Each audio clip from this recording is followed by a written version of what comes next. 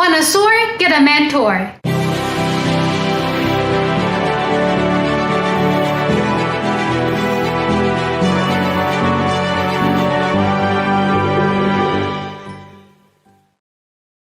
Hey, it's Nina Carmichael. We made this video because you're the most ambitious person in your circle. You know you are capable of more, and you get that push by surrounding yourself with the best. So today, let's learn from one of the best, my husband Evan Carmichael. And how to get out of loser mindset. Enjoy! Okay, let's kick it off with rule number 1. Lose the scarcity mindset. You are staying small because you're afraid. You're afraid of the worst case scenario coming true, losing, having no money, and being embarrassed. But you know you're capable of more. You know the way that you're going about doing things right now is nothing compared to what you're capable of. Unless you lose that scarcity mindset, you're always going to stay small, knowing that you are capable of more. Today, I'm going to show you how. So one of the easiest ways to get out of your scarcity mindset is to go from idea to action. As soon as you get an idea, you do something about it. And sometimes often that idea is going to be too big, too scary, too crazy. You can't do it. Who are you to do this? You don't have the money, resources, time, connections, energy, right? All of that, all of the excuses that come into your head. I like to teach myself that as soon as I get an idea, I go do something.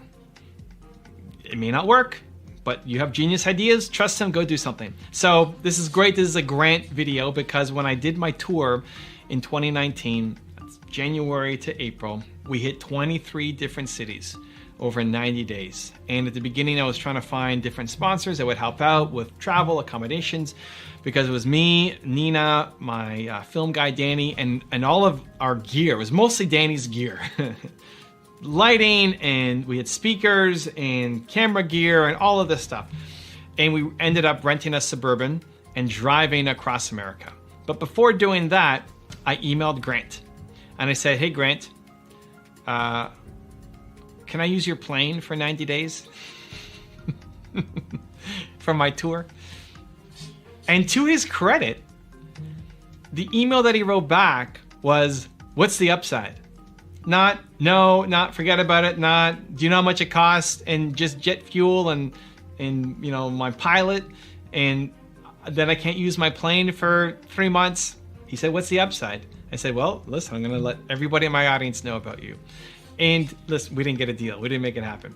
But it's that idea of going from idea to action, right? And I still do a lot with Grant, right? Making this video, helping promote all the stuff that he's up to. We're looking at doing something together when I go to Miami next. And so that one exchange didn't ruin the relationship. And I'm happy to share it publicly. Maybe that's embarrassing for some people, right? But the idea of trusting your ideas. You get an idea, you go do something. It may be too big, it may be scary. You might have people say no, even if the most likely answer is no, right? The most likely answer might be no. The most likely answer to me asking Grant that question is no, right? It's a no. But if I don't ask, it's a no 100%. Don't take the no away from somebody else. It might be 99.999% no, but there's still a little chance. Maybe there's a yes somewhere in there. Trust your ideas. Do something. I did, and still continue to do. And that's how you escape scarcity mindset. That's how you escape playing small and actually go down and chase the life that you want to live. So let's get more specific. I'm going to give you a 3-step process that I think will help. Step number 1 is idea to action. So as soon as you get that idea, you don't judge it. You don't think about it. You don't say, why me? You just go and you do something. Find the smallest possible way to just get started, right? So you just trust that the idea came to you. I believe that ideas flow through you. You got that idea for a reason. Why are you thinking about it? Don't worry about why you're thinking about it. Just go do something about it. Find the smallest possible way to just go do something about it. You are a genius, therefore you come up with genius ideas. Not all of them work out. Maybe the timing was wrong, maybe the execution was wrong, but it's still a great idea because you came up with it. Therefore, it is a great idea and you have to go do something about it. So trust your ideas and go from idea to action. Step number 2 is what I call the 2% difference. Here's what happens. Most of the time when people come up with an idea, you default into planning mode. Planning, strategy, thinking, researching, and then you wake up the next day and you're back to square one. You're back to normal. Like the energy that you got, the boldness, the courage that you had, is gone because you woke up the next day. So you've wasted your best time, your best momentum, that peak in energy on planning, where what I want you to do is use that for action. So the 2% difference is, instead of planning to get to 100%, which is what most of us will do, you come up with an idea and then plan how it's gonna happen 100% to finish line. You don't even know what the finish line is gonna be. Stop thinking you even know where it's gonna be. Instead of worrying about the 100%, focus on the first 2%. The first 2%. I have this idea. What can I do right now that will get me 2% of the way, right? You wanna make a YouTube video? Great, pull out your phone, start recording. That's 2%. You wanna remind yourself to breathe. This is one thing we have on our door.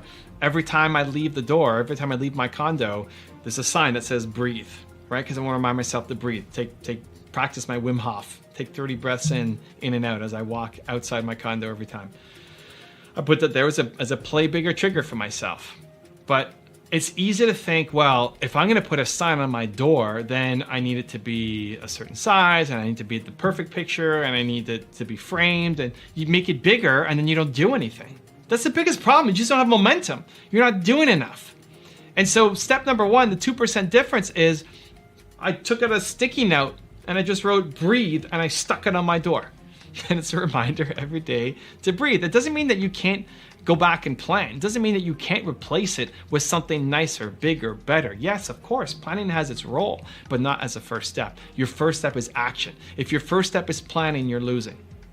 If your first step is planning, that's why you're a perfectionist. That's why you don't have momentum happening against your ideas. Your first step, idea into the first 2%. And then step number 3 is tie your self-worth to the effort, not the result. This is where, again, so many entrepreneurs will fail, is because you tied your self-worth to the outcome of you accomplishing that thing. If you woke up and you only did things that you knew you were gonna win at, you're gonna play small for life. You're only doing things inside your comfort zone because you know you're gonna win at them, right? Or a very high degree chance you're gonna win. If that's all you ever take on, you play small for life. But if you're going outside your comfort zone, taking on new projects, growing as a human, learning, getting better, taking on new challenges that are bigger and beyond you, most days you're actually gonna wake up and fail because you're doing something new. But if you woke up every day and were proud of the effort you were putting in, you're proud of yourself for the effort, you're putting in your max effort, you're trying to make the best video you can, you're trying to make the best product or service you can, you're proud of yourself for the effort every single day, you're gonna create amazing things. Way beyond what you thought you're capable of. And way more than the person who just sits inside their bubble doing things that they know they're gonna win at. Tie your self-worth to the effort, not the results. If you are more confident and motivation, please check out our 254 series. The link is in the description below. And you have an overview of what your book is all about, and you write into them. There's usually a general email address so you can connect with them. You can use rejection as fuel to help you go off and do something bigger, and motivation to, I'm going to prove them wrong. Surround yourself with greatness. If you want to be more confident, you need to surround yourself with things that make you feel confident. Rule number 2, trigger yourself for success. The trick to getting yourself into action mode is to trigger yourself for success. Triggering yourself for success means you've taken the decision making out of it, that as soon as you come up with an idea, you have trained yourself by default into action mode. You see, your brain will always talk you down from things because it's trying to keep you safe, and it only understands a world that currently exists that is logical and practical. Until you learn to trigger yourself for success, you will constantly doubt your thoughts, your ideas, and your actions. This video is gonna help.